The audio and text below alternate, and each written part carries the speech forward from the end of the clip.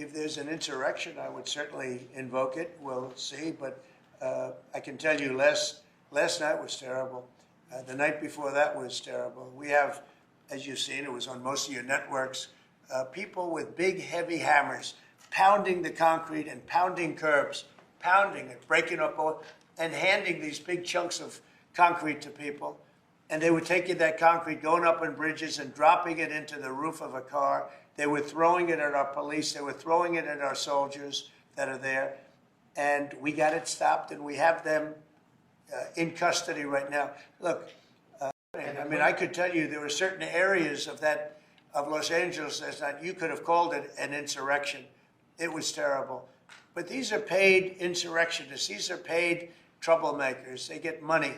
And when you take a look at what they do, where they show up and everyone's saying, what's he doing? He's pounding the curbs. This one guy's pounding the curb, breaking the curb, and handing big pieces of granite. In some cases, it's granite and concrete to other people.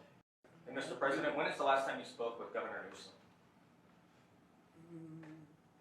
A day ago. Called him up to tell him, got to do a better job. He's doing a bad job, causing a lot of death and a lot of potential death. If we didn't send out the National Guard, and last night we gave him a little additional help, you would have, Los Angeles would be burning right now.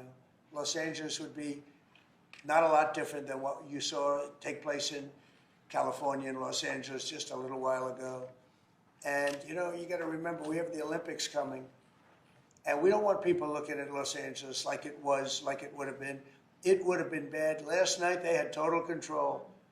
If we didn't have the military in there, the National Guard, and then we also sent in some Marines, we had some bad people to look at. Will the National Guard be in California indefinitely? How long will they be there until you think? Until there's no danger. It's easy. Look, it's common sense. You ask me that question. When there's no danger, they'll leave. You would have had a horrible situation had I not sent them in. Horrible. You'd be reporting on a lot of death and a lot of destruction that's not going to take place.